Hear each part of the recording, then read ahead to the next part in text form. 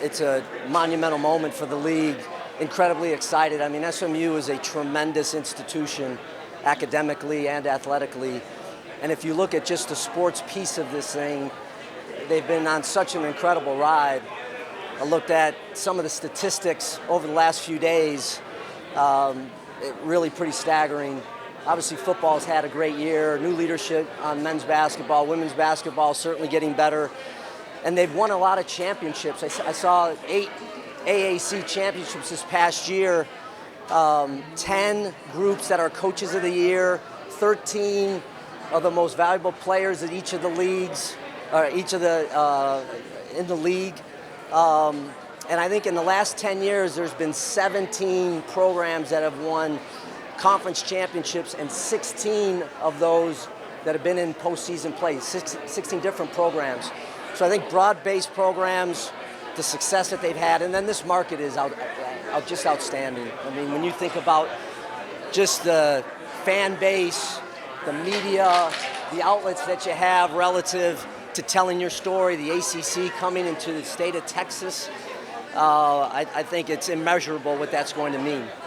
Is there, especially after the last few years of the landscape of college athletics changing so much, is there a sense of relief to get here today and have an SMU, Stanford, Cal, finally make it official, like a sense of relief to get to this day? It is. It's a little bit, like, the birthday, right? You're waiting for the birthday to come, or one of the holidays that you celebrate. We've been spending an awful lot of time together, and this was, some conversations that we've had over the last several years, so it's wonderful to finally get to that moment. But I will say this, over the last 8 or 9 months, we've had meetings with President Turner, we've had meetings with Rick Hart, the athletic director. Each of the coaches has been involved in our coaches groups in the ACC, so the integration has begun much sooner than July 1st, but there is some excitement about the journey that we've been on, that we finally have culminated, that they're officially a member of the ACC.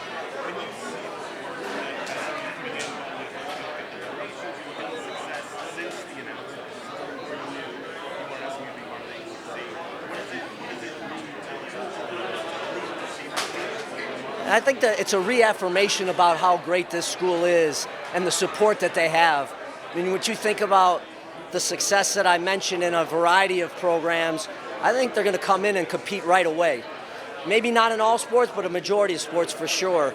And then you see the financial support from the board and from donors and from the Dallas-Fort Worth area, the Metroplex, and then also their alums. It's pretty staggering. I mean, they're in it for the right reasons, and again, I think they're going to be an immediate impact school for us. So I look forward to coming and certainly having conference games here and learning more as we go forward about SMU. But I have just tremendous admiration and respect for President Turner, David Miller, the chairman of the board, and Rick Hart, who's been a friend for a long time. So again, just a wonderful time, not only for SMU, but for the ACC.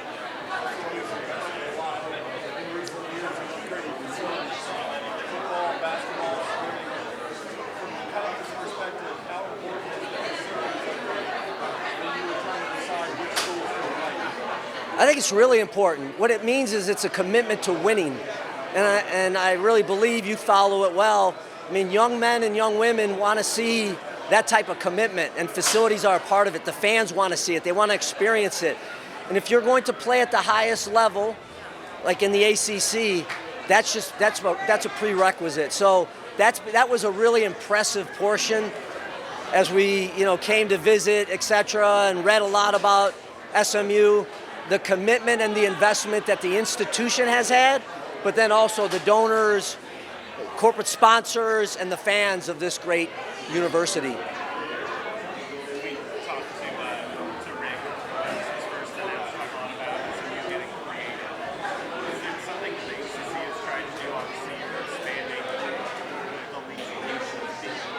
Being creative in a big part. Yeah, you have to be creative. I mean, if you look at the history of college athletics, conferences went from, a few states to a region for a period of time. Now they're coast to coast.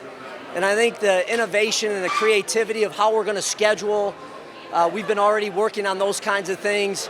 How we're going to state the case of where our league is, having a footprint here, a solid footprint in this Dallas area is important. Also in the Bay Area with the addition of Cal and Stanford.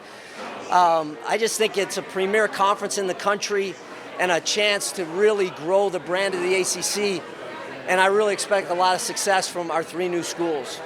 Yeah, I mean, it's awesome. You know, it's official. It's really cool to have in downtown Dallas. There's going to be a ton of people here, and just for it to be a reality, you know. I mean, obviously last September 1st was a big day, and then from a football standpoint, we've been operating since January 1 like we're already in the league, but for it to be official is just a really cool day to celebrate with the entire Mustang family. And the last time around this announcement, you were getting ready for a football game. Do you get to enjoy this a little bit more? A little bit more, yeah. You know, I mean, obviously the last time around we were playing 24 hours, didn't want to blow that one, but no, I just think everything, the timing's great. The momentum behind our program and behind our university is at an all-time high with just all the success we're having on the university level, all the success we've had this year athletically, and then to be, you know, kind of culminating that with a move to the ACC. You know, I think I said it the other day in an article somewhere, like, I just think that for our fan base and for our alumni in our school, we have maybe a different level of appreciation and gratitude for this moment because we've been on this stage before, 29 years ago, and now, you know, when you have something, you lose it, you kind of have a little maybe greater appreciation for it than maybe someone who's never had it before. And so I just think it's a really cool day that our program and our school's been a little bit revitalized officially, and we're excited about the future. You mentioned you've been operating like an ACC program since January 1st. Now it's official. What changes? Did anything change? What's next, I guess? I mean, for us, like I said, we've been operating since January, like in recruiting and working at that level with everybody knowing we're going to play in the league this year. And now here we are about 22, 23 days away from reporting for fall camp. So I don't know if today changes anything on what we've been preparing for the last 6 months, other than it's just official. And it's just another day to celebrate. You know, recruiting's heating up right now, so all those reminders never hurt. I think, though, until we play a full season in the league, not a whole lot's going to change at this point. There's been so much talk in the lead up to this, and like you said, you've been acting as if you're already in the league for several months now, but as you get ready for the first season, have there been changes in the way you recruit, the way you're training? What kind of changes in the preparation for your third season do you have made? Yeah, most of the changes is in recruiting and staffing. Like the way you train, the way you prepare, I mean, that doesn't change, you know.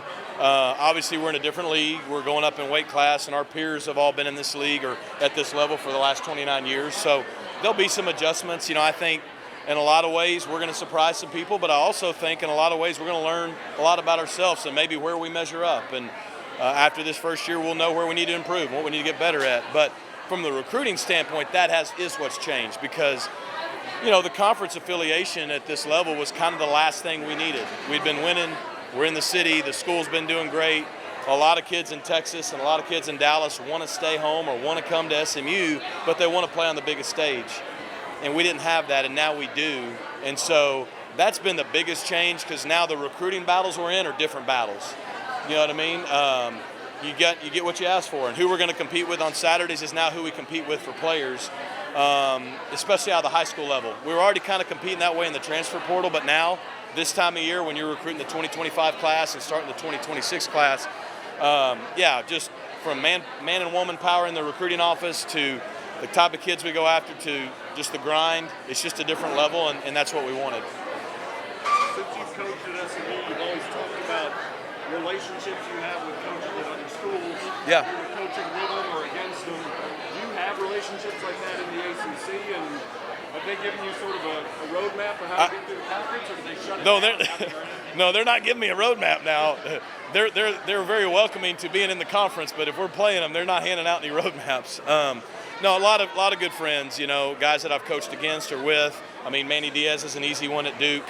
I've known Pat Narduzzi for a very, very long time. Mike Norvell and I go way back, you know, and on and on and on. So they've been great. You know, coaches, we all understand what we all go through. So if we're not playing each other, you know, we a lot of times can find common ground. So they've been great, welcoming, but no roadmap per se as far as that goes. What's the conversation been like with your players and the current team as this day has finally arrived for them as well? Well, I mean, again, for our current players, we've been working since January like we're here. So this is a celebration day, but there's nothing I told them different today or last week than I've been telling them since January. I think they know the challenge at hand. I think we feel like we're going to add a lot to the league, and the league's going to obviously add a lot to our institution. We feel like we're going to be able to compete, but you got to look realistically. The 4 schools, I've said it, went to the Big 12 last year. Not one of them had a winning record. You look at the people who've done this well in the last decade. Kyle Whittingham at Utah has done a great job. I think they went 8-5 his first year and then had back-to-back losing seasons right after it. And yet they did a great job of transitioning quickly and winning championships in the Pac-12. Gary Patterson did a great job, but he went 7-6 year one and had a losing season the next year before they kind of got their footing. So I think there's a balance between we have high expectations of ourselves. We feel like we're going to be very competitive. At the same time, again, it's a transition, and like I said, we won't know till we get on the field kind of where we stand and how much ground we have to make up. But I do know this, us getting in the ACC at SMU in Dallas and what we're doing is going to allow us to very quickly propel ourselves where we want to be. And that's at the top of college football again, where we feel like we can belong. And so it's just a matter of how long, not if. Well, I grew up an ACC fan, so this is exciting time for everybody at SMU, the city of Dallas.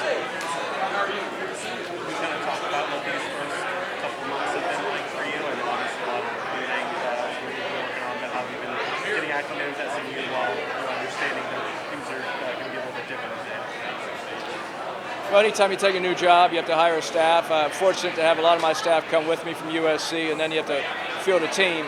We lost a lot of players through the transfer portal, so we've signed 7 transfers so far, so it'll be a new team at SMU next year. But we're very excited. We have some good players, and we know the fan base is excited. What a great day here. You've coached in a major conference at a major college. When you look at SMU as a whole, what positions the school well to succeed in a major conference? Well, SMU has the support of the administration, the board of trustees. David Miller was a basketball player, the head of the board. He played here, had some great teams in the old Southwest Conference. President Turner, Rick Clark, the athletic director, Lauren D. So we have great administrative support. That's number one. Number two, the city of Dallas. We're the only school in the city of Dallas, a high major school, and we're the only ACC school in the state of Texas. So we have a unique advantage, we think, in the ACC here. We know it's the western footprint of the league other than Cal and Stanford, but it's close to everything, and we're very accessible. And then we have an amazing recruiting base in the state of Texas. Great high school players here, so we can get in our car and drive, and we can get kids on campus very quickly. Obviously, you took this job knowing that this day was coming, but what kind of feedback have you gotten from either high school or transfer players and their coaches knowing that SMU is now headed into the ACC?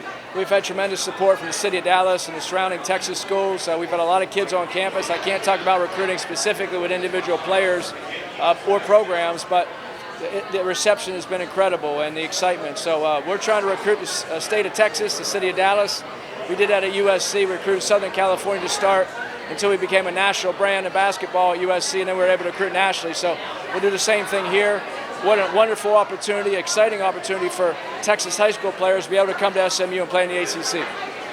Commissioner Phillips talked about how strong SMU is athletically and that he expects that sooner rather than later teams to be able to compete at the same level as all other ACC schools. It's year one for you, but how do you go about establishing that growth so that this is a program that can compete with the best basketball players? The transfer portal has made it easier to compete quicker because you don't have to recruit high school players and wait for them to graduate and get them in and then develop them. So I think NIL and the transfer portal, you see that in football, basketball, and the other sports, you can rebuild a little quicker now. What are your expectations for this first season? The expectations are always to win, to compete for a conference championship and make the NCAA tournament so we can compete for a national championship. We understand that this is the first year in a high major conference, so but we have some very good players coming as transfers and some good returning players. So as competitors, we're always trying to win as much as we can.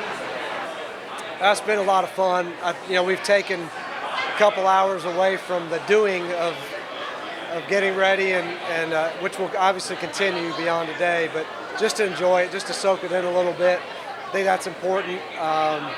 So yeah, it's setting in. Felt real when the commissioner made that formal presentation of the plaque. That was another just kind of surreal moment that I'll not forget. Plaque on in your office?